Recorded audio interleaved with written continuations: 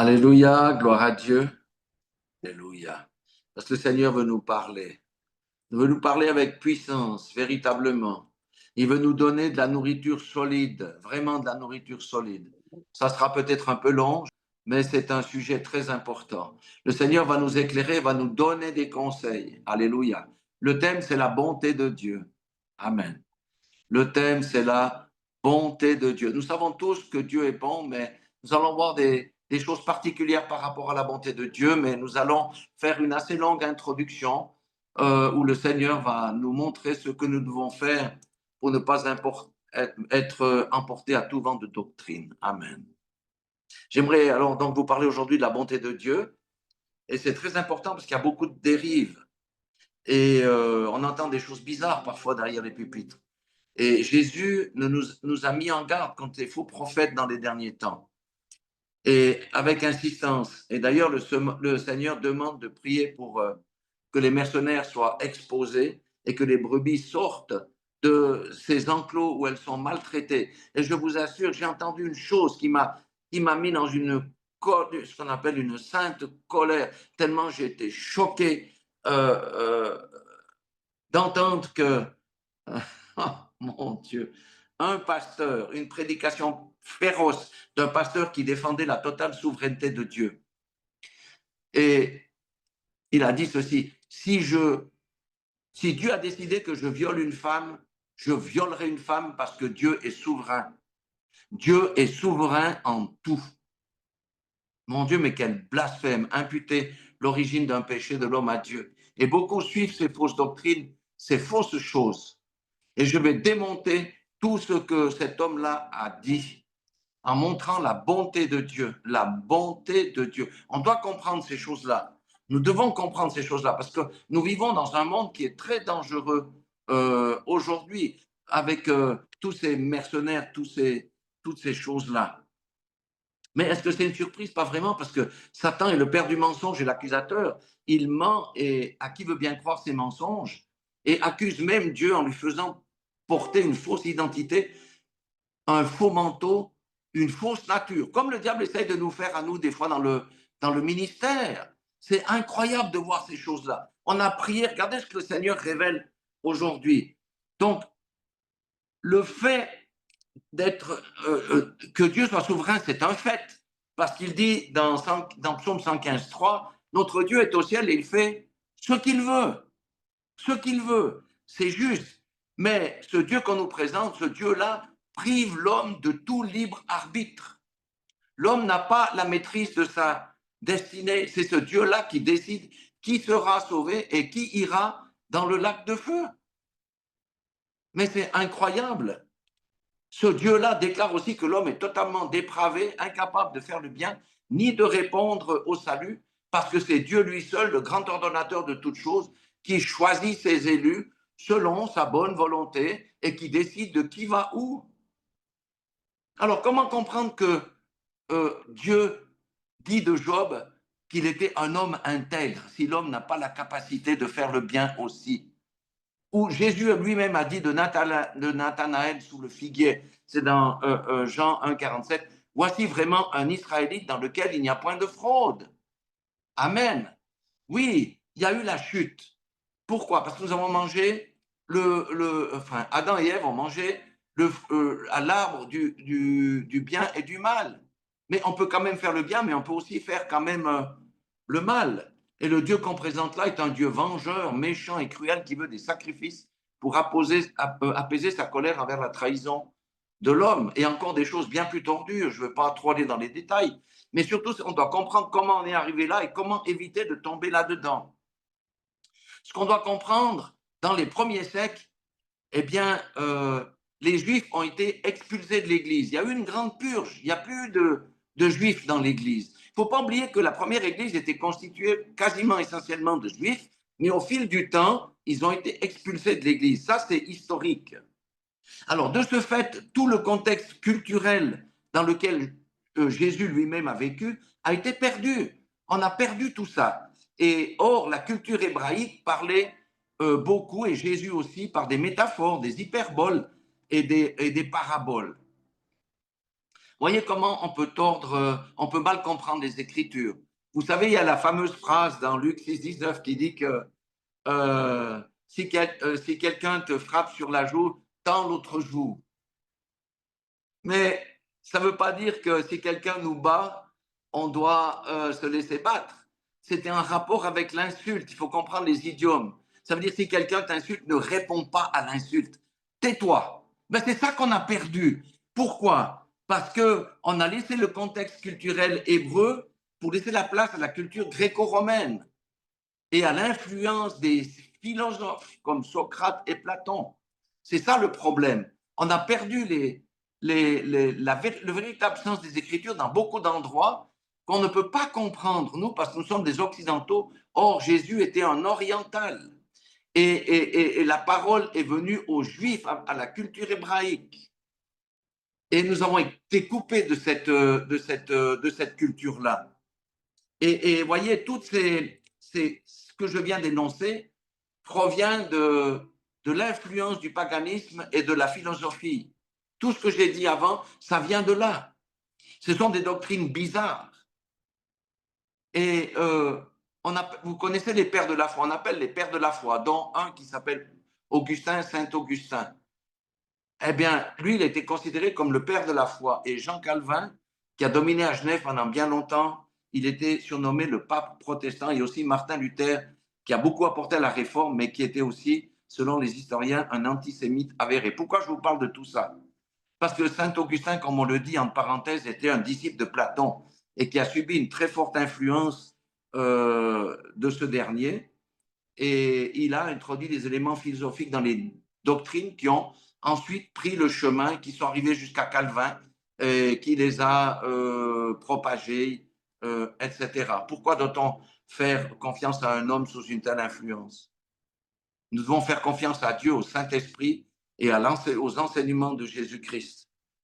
Et puis en plus, Jean Calvin, c'était un tyran. On savait qu'il a brûlé au feu Jean Servet parce qu'il avait des idées différentes sur un point bien précis. Et il a torturé des gens jusqu'à ce qu'ils reviennent de leurs écrits. Et voilà le résultat aujourd'hui. On a tout un pan de la chrétienté qui croit à des mensonges et qui ont une fausse image de Dieu. On lui a connu un faux manteau et on vit dans la peur alors que notre Dieu est un Dieu bon. Bien sûr qu'il châtie, bien sûr qu'il reprend, mais notre Dieu est un Dieu bon et on va voir qu'est-ce que ça veut dire.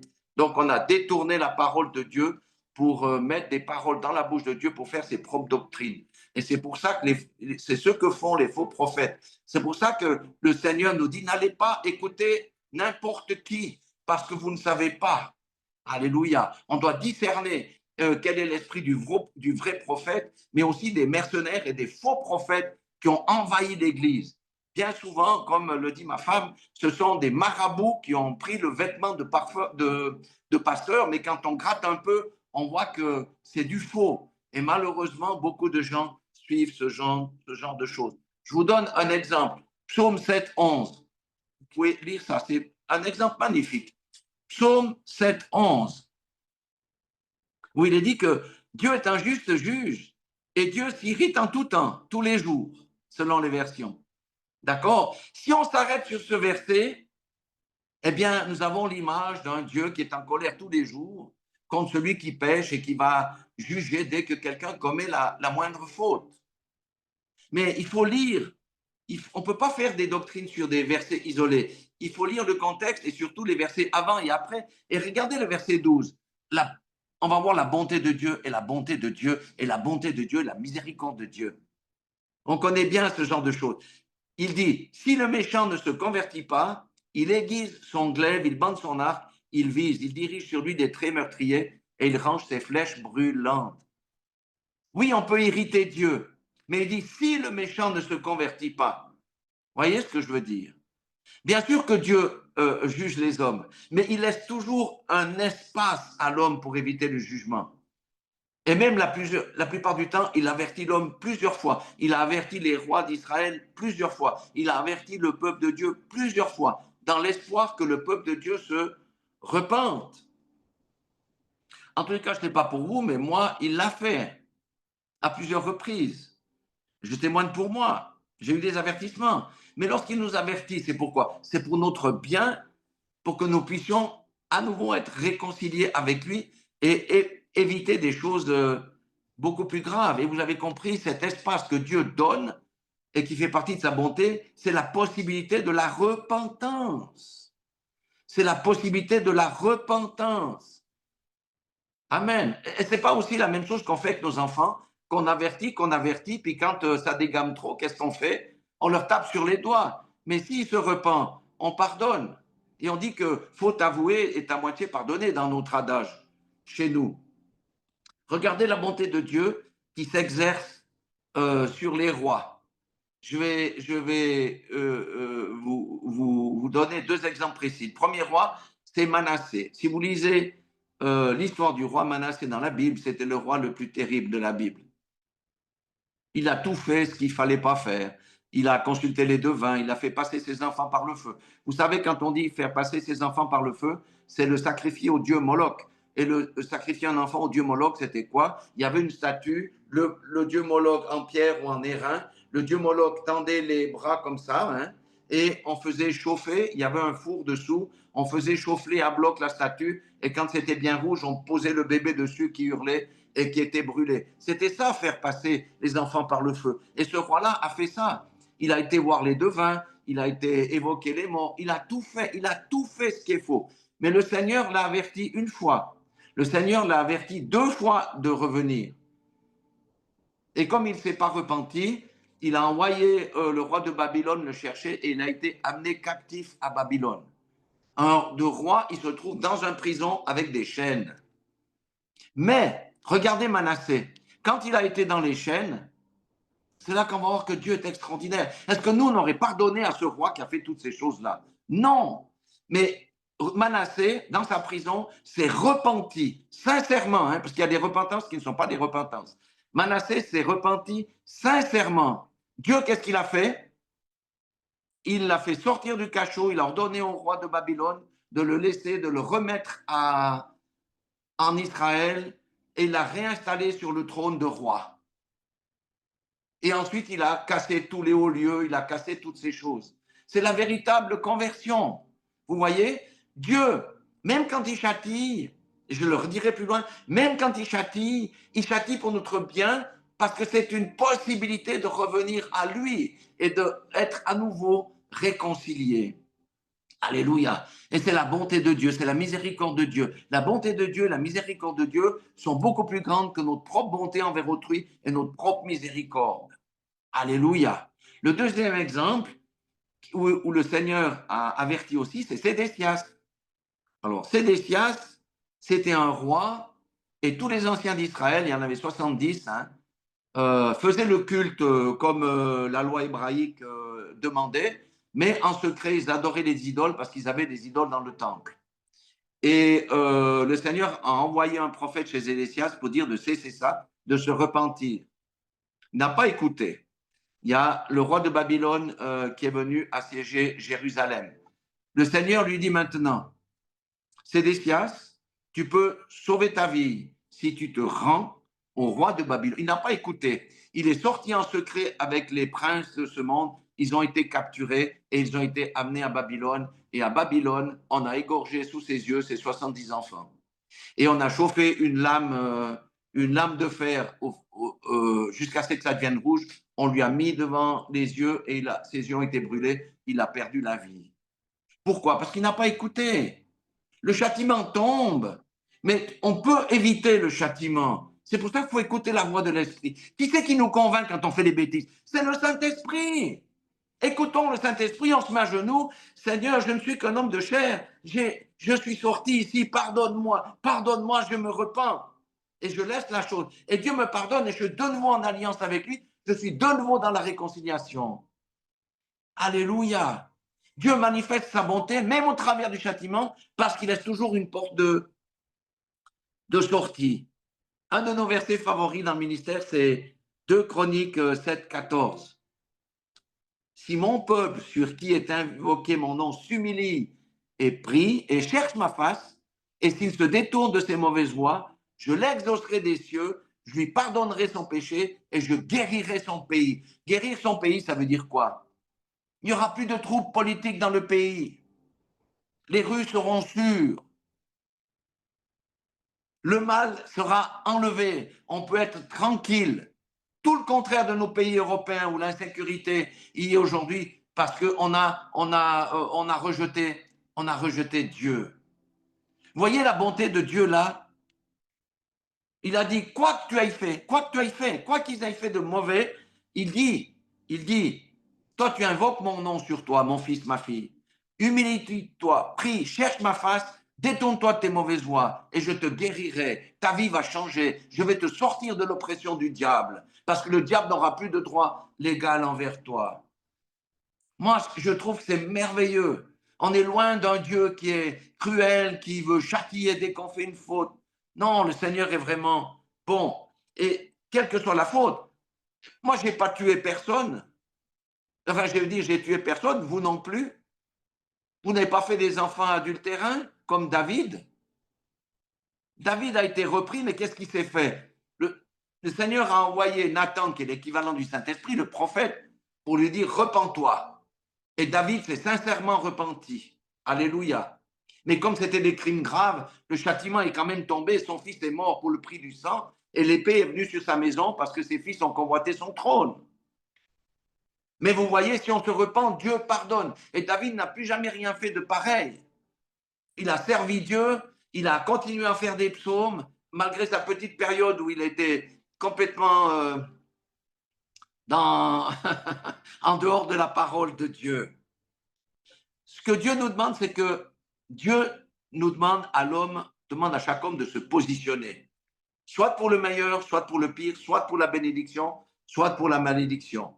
Allez voir dans Deutéronome chapitre 28. Vous voyez, quand on dit que Dieu est souverain, qu'il n'y a pas de libre arbitre, le Seigneur nous donne un libre arbitre de choisir. Moïse a dit quoi au peuple? Voici, je mets devant la bénédiction, devant vous, la bénédiction et la malédiction. Choisissez la bénédiction et la vie plutôt que la mort. Dieu est bon, il ne veut qu'aucun d'entre nous ne périsse.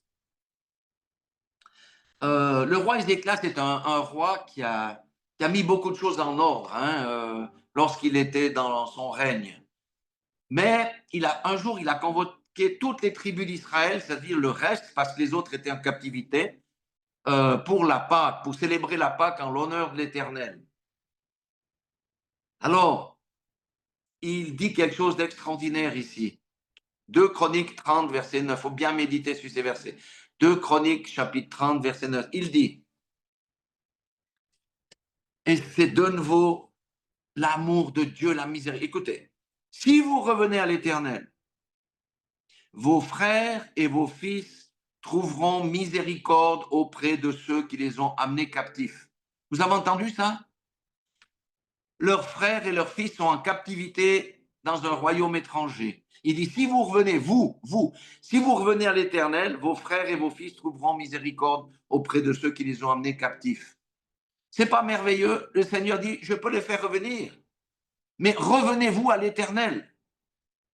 Et ils reviendront dans ce pays, car l'Éternel, votre Dieu, est compatissant et miséricordieux. Il ne détournera pas sa face de vous si vous revenez à lui. Je dis à quelqu'un, quel que soit ton péché, reviens à l'Éternel. Le Seigneur va te pardonner. Le diable va toujours t'accuser. Regarde ce que tu as fait, regarde ce que tu as fait. Tu auras des cauchemars la nuit, tu vas plus être bien parce que ta communion est rompue avec le Seigneur. Le Seigneur dit, mon fils, ne te tracasse pas, reviens simplement à moi. Repens-toi, délaisse ta mauvaise voie et tout va bien. Tu es de nouveau réconcilié avec moi. Dieu a sacrifié son fils Jésus, pas pour apaiser sa colère, mais que nous puissions avoir la rémission de nos péchés et être réconciliés avec lui. Alléluia. C'est ça la beauté de l'évangile.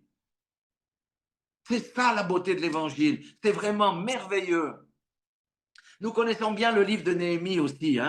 Donc, Néhémie a fait une prière extraordinaire avant le début de la reconstruction des murs à Jérusalem, alors que le peuple était encore en captivité à Babylone.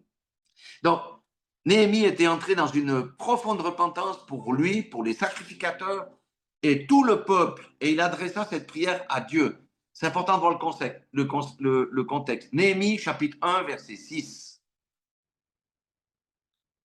Néhémie 1, c'est vraiment... Mais ça nous donne des conseils, comment on doit faire dans une assemblée, comment on doit faire dans un pays, comment on doit faire dans un village, comment on doit faire dans une famille. Néhémie 1, 6, il dit au Seigneur, il lui rappelle des tas de choses, hein, puis il lui dit, que ton oreille soit attentive et que tes yeux soient ouverts.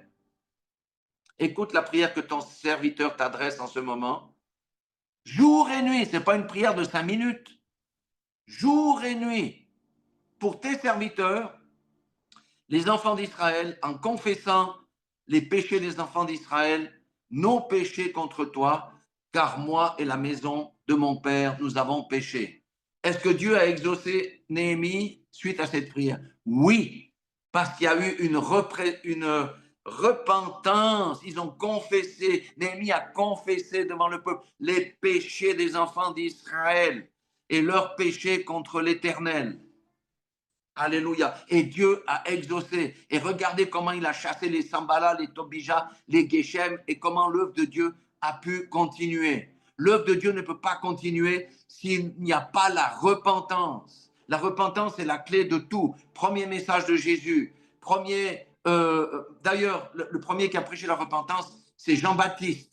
Les prophètes ont tous prêché la repentance. Sauf que ce n'est pas la repentance, c'est revenez à moi, revenez à moi. Premier message de Jésus, repentance. Mais premier message de Pierre, repentance.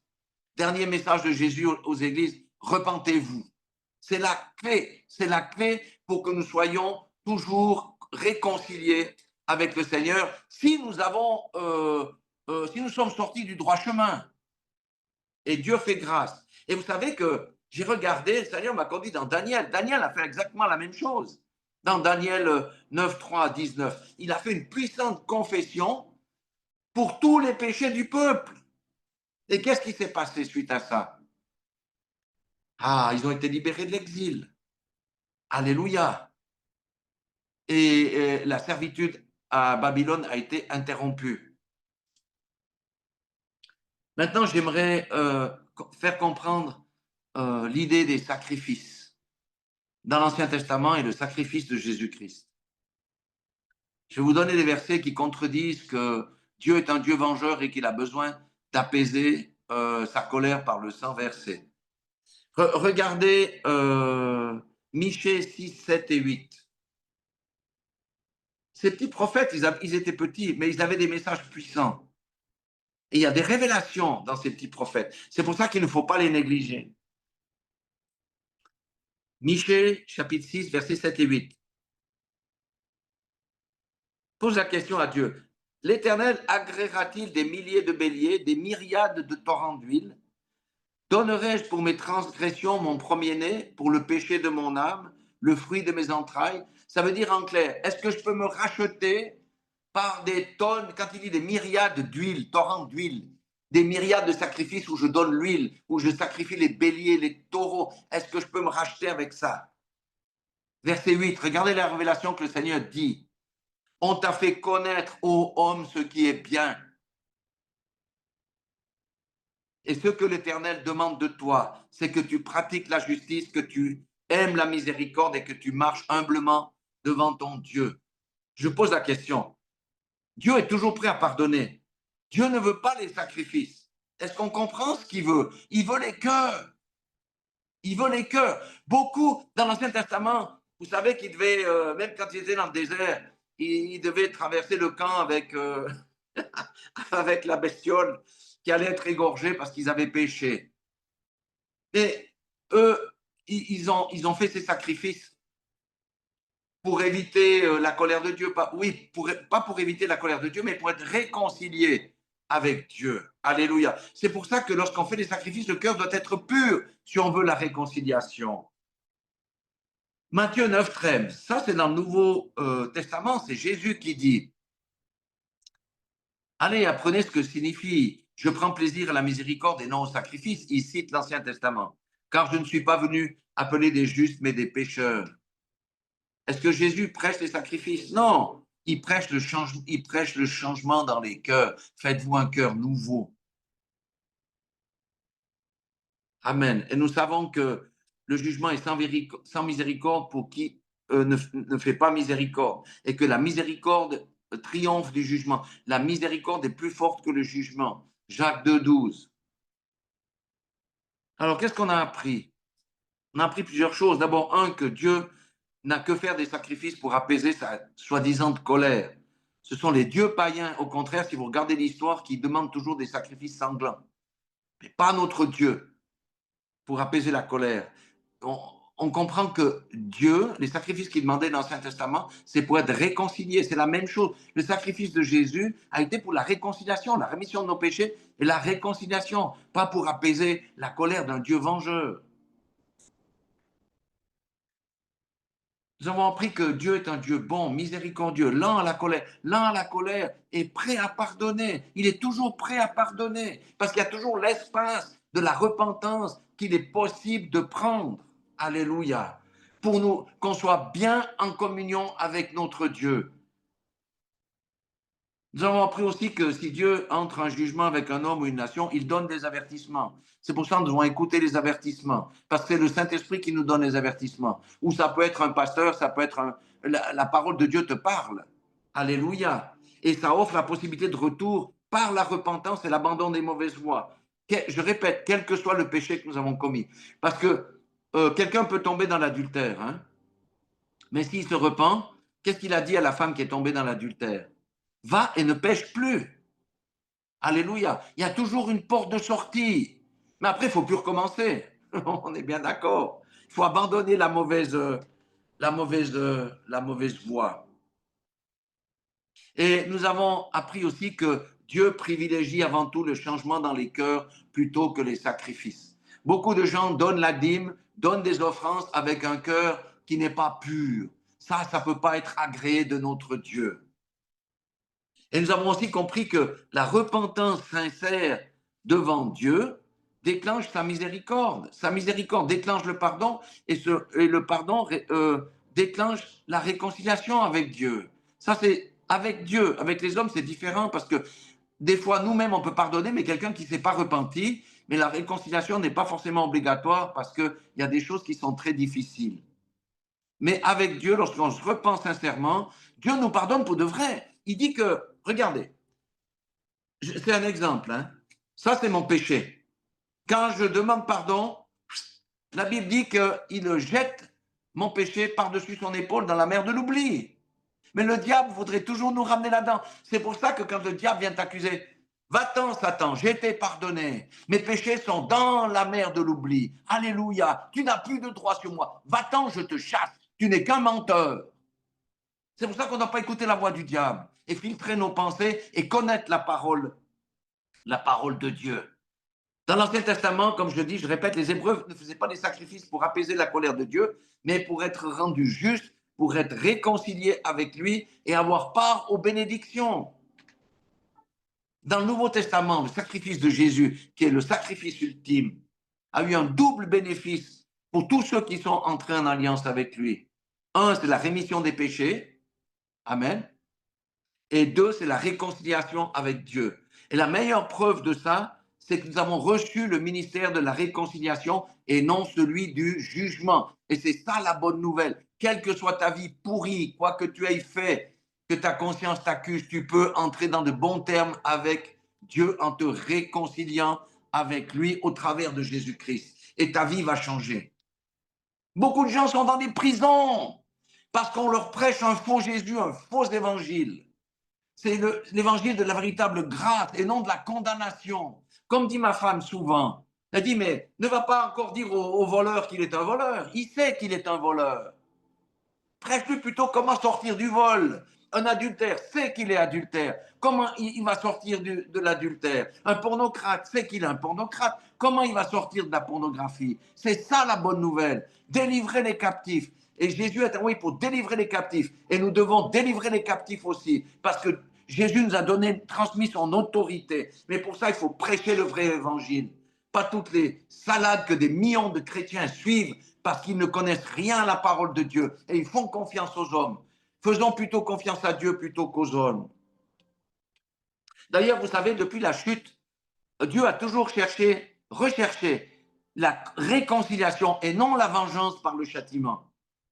C'est l'homme qui doit se positionner par rapport à son offre de miséricorde au travers du sacrifice de Jésus. Il a envoyé la loi dans le but de... Voilà, ça n'a pas marché. Hein, il a dû envoyer son propre fils. Il a envoyé des prophètes. Les gens ont tué les prophètes. Donc, il fallait qu'il envoie son propre fils. Donc, prenons l'exemple d'un père et son enfant. Hein?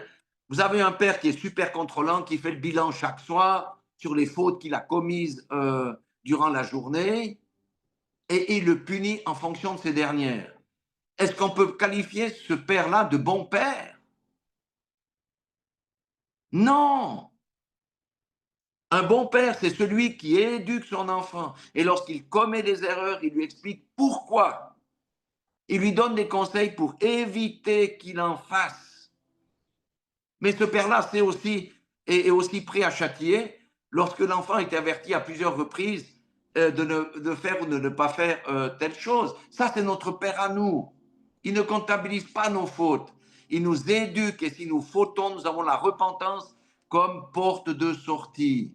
Et nous avons le Saint-Esprit qui nous rend chaque jour plus semblables à l'image de Christ. Si nous avons la bonne attitude, si nous prions, si nous cherchons la vérité dans la parole de Dieu, si nous mangeons le pain de vie. Alléluia. Vous savez que Dieu est un pédagogue. On parle beaucoup de pédagogie. Pour tous ceux qui enseignent à l'école ou moi qui ai donné des formations, on disait toujours quelle est pédagogie appliquée. Regardez Galates 3, 24. Il nous dit, Galates 3, 24, c'est une belle parole. C'est Paul qui dit ça. C'est vraiment magnifique. Il dit, Dieu agit toujours de manière pédagogique avec l'homme. Comprenons ça. Hein? Paul dit que l'Ancien Testament était comme un pédagogue pour nous conduire à Christ et que nous soyons justifiés par la foi. Vous voyez, notre Père qui est dans les cieux est un bon pédagogue et un bon Père. Il nous éduque au travers de sa parole, au travers de ses envoyés, et bien entendu avec le Saint-Esprit qui nous révèle les choses et qui ne nous aide pas à nous convaincre de péché lorsque nous dérapons. On verra que même dans le châtiment, c'est pédagogique. Amen. Pourquoi? Afin qu'on se détourne de nos mauvaises voies et que nous puissions être à nouveau en bonne communion avec notre Dieu, pleinement réconciliés par la repentance. Amen. Il peut arriver dans la vie d'un chrétien qu'il ait 1 année ou 2 ans où il n'a plus de communion parce qu'il a pris des chemins de traverse. Mais Dieu ne le condamne pas. Il dit, mon fils, reviens. Il va parler par un frère, par une sœur. Mon fils, ma fille, reviens dans mon enclos, reviens dans mon enclos, reviens dans les bras du Seigneur, reviens de ta mauvaise voie. Le Seigneur ne te juge pas, c'est l'amour. On doit parler avec amour. Pendant des années, j'étais dans une église où on prêchait le jugement et moi-même, je prêchais le jugement. J'étais très fort pour prêcher le jugement. Très, très fort. Ma femme peut témoigner. Aujourd'hui, mon langage a changé. Et puis, d'autre part, on sait qu'il est impossible à l'homme d'être dans la perfection divine à 100%. C'est juste pas possible. Sans broncher et sans péché. Et parfois sans le savoir, car nous ne faisons pas le bien qu'on devrait faire. C'est pourquoi il y a 3 choses. Des fois, je dis 3, puis des fois, c'est 4. Il y a 3 choses qui sont importantes à comprendre ici et à intégrer pour diminuer notre stress et nous relaxer un peu. Je vais bien 3 choses importantes. Écoutez ces 3 choses. Ça, c'est ce matin que j'ai reçu ça. Vraiment, c'est magnifique. Psaume 19, 12. C'est David qui parle. Et on peut dire je. Hein. Qui connaît ces égarements? Est-ce que je connais mes égarements? Certains je connais, mais certains je ne connais pas. Il dit, pardonne-moi ce que j'ignore. Les égarements que je connais, je me repens. Mais ce que je ne connais pas, David avait conscience qu'il y avait des égarements qu'il ne connaissait pas, qu'il péchait des fois sans le savoir. Il dit, pardonne-moi ce que j'ignore. Mais c'est une très belle prière que chacun de nous peut appliquer dans sa vie. Alléluia. Chacun de nous peut appliquer ça quand on se repent. Et Seigneur, pardonne-moi encore tout ce que j'ignore. Tout ce que j'ignore. Parce que le cœur est tortueux plus que tout. Amen. Voyez comment Dieu est bon. Il dit, mais si tu ne sais pas que tu as péché, demande pardon pour les péchés que tu ignores. Mais moi, je trouve que C'est juste glorieux. 1 Jean 1,9, c'est aussi les versets clés du ministère. Si nous confessons nos péchés, il est fidèle et juste pour nous les pardonner et pour nous purifier de toute iniquité. Si nous disons que nous n'avons pas péché, nous le faisons menteur et sa parole n'est point en nous. Alors, ceux qui disent que tout est accompli, qu'on n'a pas besoin de repentance, ils sont où par rapport à ce verset? Leurs péchés ne sont pas pardonnés parce qu'ils n'ont pas été confessés? Non. En résumé, je dis à quelqu'un, et je me parle à moi-même aussi, cesse de chercher la perfection, tu peux pas. On ne peut pas marcher dans la sainteté de Dieu car nous vivons encore dans un corps de chair. Le Seigneur me demande simplement de marcher dans la justice, la droiture, pas dans la fraude. C'est pour ça qu'il avait dit, Job est un homme intègre. Et que dans Nathanaël était un véritable Israélite, puisqu'il n'y avait point de fraude en lui. C'est ça, quand on marche dans la justice, la vérité, la lumière et la droiture, nous sommes en ordre avec Dieu, malgré toutes les petites brindilles qu'on peut... Vous voyez ce que je veux dire? Alors, cessons de chercher la faute brindille dans nos vies, car nous n'y arriverons pas. Quand on fait ça, c'est par la chair qu'on essaie d'arriver à la perfection, mais nous sommes parfaits en Jésus-Christ qui a donné sa vie pour nous. Mais le Seigneur veut que nous marchions dans la droiture, la justice et l'amour, bien entendu. Pensez à vos parents. En tous les cas, les miens m'ont bien éduqué. Je peux vous dire, les bons principes, mais mes parents m'ont bien éduqué, les bons principes, sans vouloir filtrer toutes les bêtises que j'ai pu faire quand j'étais un jeune garçon. Parce qu'on fait plein de bêtises. Mais ils ont toujours eu un œil sur moi. Et quand je dérapais, eh ben, qu'est-ce qu'ils faisaient? Ils me corrigeaient. On me prenait là. Mon père me prenait. Et quand mon père parlait, il ne parlait pas souvent. Je peux vous dire que tout de suite, les choses sont remises en ordre. C'est ça que Dieu fait avec nous. Il sait qu'on vit dans un corps de chair. Donc, cessons de nous tracasser. Faisons confiance à Dieu. Demandons pardon pour les fautes qu'on ignore. Confessons nos péchés lorsqu'on sait, lorsque le Saint-Esprit nous convainc de péché. Il ne faut pas rester avec la culpabilité. Il faut confesser pour que la culpabilité que le diable nous mette dessus comme manteau soit simplement ôtée. Pour conclure, j'ai encore quelques versets, mais c'est vraiment merveilleux. J'aimerais montrer le caractère d'amour, la bonté de Dieu. Ézéchiel 18, 23. Écoutez, c'est vraiment merveilleux. Ce que je désire, est-ce que le méchant meure? Le Seigneur pose une question. Dit le Seigneur, l'Éternel. N'est-ce pas qu'il change de conduite et qu'il vive? Amen. Nous, on aurait condamné Manassé à mort, hein, c'est clair. Si le Seigneur nous avait dit, ben, jugez-moi ce type-là qui a fait toutes ces fautes que j'interdis là. Vous avez le choix entre la mort et la libération. Tout le monde aurait choisi la mort, vous voyez. Mais ici, et puis dans Ézéchiel 33, 11, hein, il va même plus loin. Il dit, dis-leur, je suis vivant. Ézéchiel devait parler au peuple d'Israël.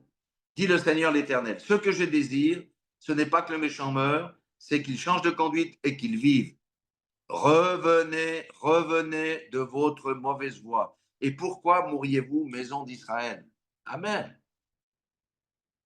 Et vous savez, ça, c'est le message de l'heure pour l'Église aujourd'hui qui s'est compromise, qui erre dans ses erreurs et dont Jésus-Christ n'est plus le centre parce qu'on a mis Jésus-Christ hors de l'Église. Il faut être vrai.